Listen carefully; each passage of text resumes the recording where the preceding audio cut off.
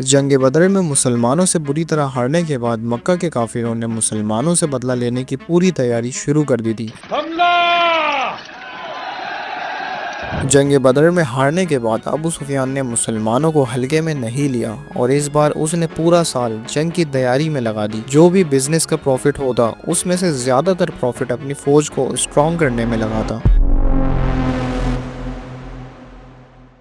ابو سفیان اس بار پورے عرب سے 3000 لوگوں کی فوج جمع کر کے مکہ سے روانہ ہوا۔ اینڈ ادر سائڈ مسلمانوں نے بھی مدینے کے دفاع کے لیے 1000 صحابہ کی فوج تیار کی۔ اب پھر وہی بدر والا سسٹم تھا کہ کافروں کی فوج مسلمانوں سے 3 گنا زیادہ تھی، لیکن اس بار مکہ کے کافروں کی فوج میں ایک نیا ٹیلنٹڈ نوجوان بھی تھا جس کا نام ہے خالد۔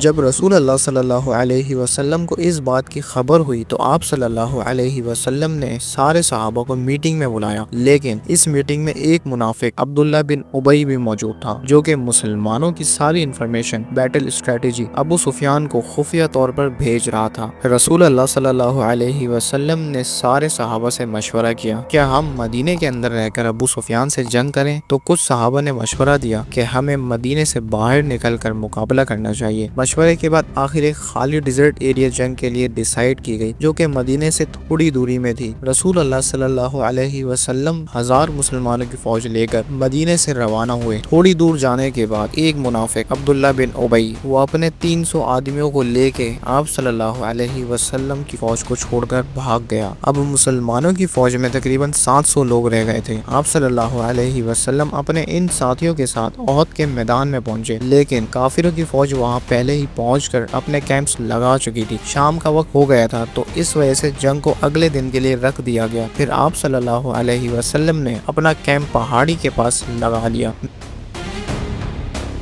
نبی صلی اللہ علیہ وسلم نے اس پہاڑ میں 50 آرچرز تعینات کیے اور انہیں اسٹرکٹلی آرڈرز دیے چاہے کچھ بھی ہو جائے، ہم جنگ جیت جائیں یا ہار جائیں، جب تک میں تمہیں پہاڑی سے اترنے کا حکم نہ دوں تب تک تمہیں اس جگہ سے نہیں ہلنا۔ رسول اللہ صلی اللہ علیہ وسلم نے ان آرچرز کو اس لیے تعینات کیا کیونکہ مکہ کے کافروں کی فوج اس پہاڑ کے بیک سائڈ سے ایزیلی حملہ کر سکتی تھی، جس سے مسلمانوں کی فوج کو فرنٹ اینڈ بیک سائڈ سے گھیرا جا سکتا تھا۔ ابو سفیان نے اپنی فوج کو 3 حصوں میں ڈیوائڈ کیا، ایک طرف خالد بن ولید اور دوسری طرف اکرمہ ابو جہل کا بیٹا، اور بیک سائڈ میں ابو سفیان نے ہارس رائڈرز رکھے ہوئے تھے۔ کافروں کی فوج سے ایک بندہ سامنے آیا اور مسلمانوں کو چیلنج کیا۔ حضرت علی گئے اور اسے پھر اس کا بھائی آیا، اسے حضرت حمزہ نے ختم کر دیا، پھر اور بھی آئے، مسلمان سب کو مارتے گئے۔ اس کے بعد دونوں فوجیں آمنے سامنے آ گئیں۔ پہلی لڑائی تھوڑی سخت تھی، لیکن آہستہ آہستہ صحابہ نے انہیں کرش کرنا شروع کر دیا اور مکہ والے حوصلہ ہارنے لگے۔ تھوڑی دیر بعد وہ بدر کی طرح میدان سے بھاگنے لگے، لیکن یہاں ایک پتھر کے پیچھے ایک حبشی وحشی چھپا ہوا تھا جس نے موقع ملتے ہی حضرت حمزہ کی طرف دور سے بھالا مارا اور وہ شہید ہو گئے۔ صحابی رسول نے بہت سے کافروں کو ہلاک کر دیا تھا۔ یہ دیکھ کر مسلمانوں کے ڈر سے کافروں کی فوج جنگ چھوڑ کے پیچھے کی طرف بھاگنے لگی اور بہت دور چلے گئی۔ جنگ کے میدان سے کافروں کو بھاگتا ہوا دیکھ کر پہاڑ میں جو آرچرز تعینات تھے وہ جنگ کے میدان میں خوشی سے اترنے لگے، لیکن انہیں حضرت عبداللہ بن جبیر نے روکا اور کہا کہ ہمیں رسول اللہ صلی اللہ علیہ وسلم کے حکم کا انتظار کرنا ہے، لیکن انہوں نے ایک نہیں سنی اور میدان میں اتر گئے اور کچھ آرچرز وہیں رہ گئے۔ بس اسی وقت کا حضرت خالد بن ولید کب سے انتظار کر رہے تھے۔ آرچرز کے میدان میں اترتے ہی حضرت خالد بن ولید اپنے ساتھیوں کے ساتھ فل اسپیڈ پہاڑوں کے پیچھے جو کچھ صحابی تھے انہیں شہید کر کے سیدھا مسلمانوں کے کیمپ کے پاس پہنچ گئے۔ یہ اس وجہ سے ہوا کیونکہ مسلمانوں نے خوشی کی وجہ سے اپنی جگہ بغیر رسول اللہ صلی اللہ علیہ وسلم کے آرڈر کے چھوڑ دی، اور اب مسلمان کافی پریشانی میں تھے کیونکہ سامنے سے ابو سفیان بھی پوری فوج کو لے کر فل اسپیڈ سامنے آ گیا تھا۔ اب سارے مسلمان بیچ میں پھنس گئے تھے اس اچانک حملے کی وجہ سے۔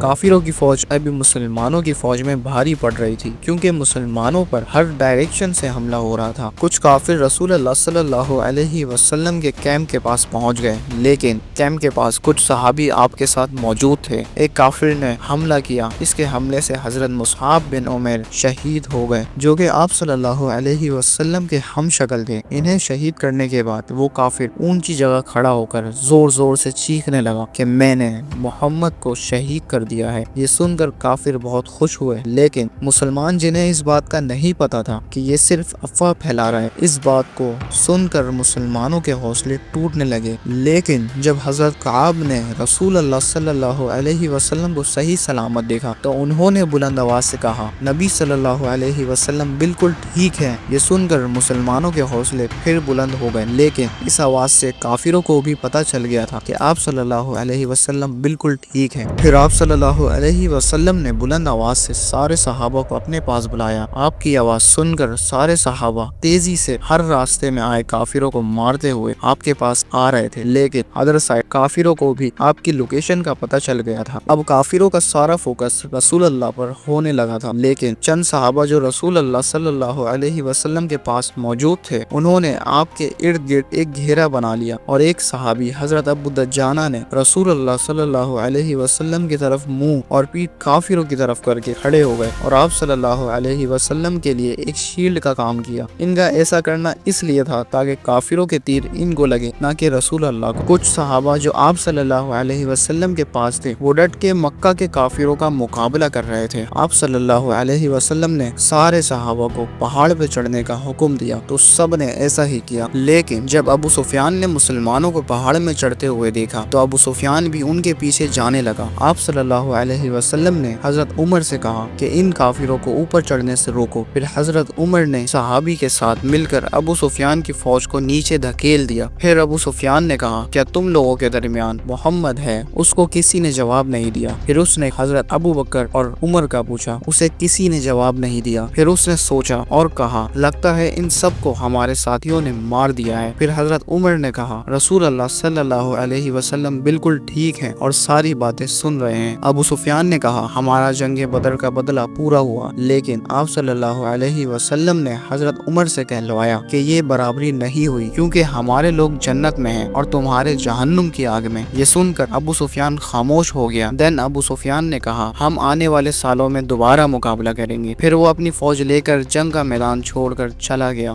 مسلمانوں نے ایک بہت امپورٹنٹ بات سیکھی، جنگ کے دوران کبھی بھی اپنے لیڈر کے آرڈر کے خلاف نہیں جانا چاہیے۔ اور پھر آنے والے سالوں میں جب مسلمانوں کا مقابلہ بہت بڑی سپر پاور سے ہوا تو انہوں نے کبھی بھی کسی لیڈر کے آرڈر کی خلاف ورزی نہیں کی۔ مکہ کی فوج تو واپس چلے گئی، لیکن اس بار ابو سفیان نے پورے عرب سے 10,000 کی فوج الگ الگ قبیلے کے لوگ جمع کر کے مسلمانوں پر دوبارہ حملے کی تیاری شروع کر دی تھی۔ اور اس بار مدینے کے پاس یہودیوں کا قبیلہ، جس نے مسلمانوں سے سارے معاہدے ایگریمنٹس توڑ کر ابو سفیان کا ساتھ دیا اور مسلمانوں کے ساتھ غداری کی، لیکن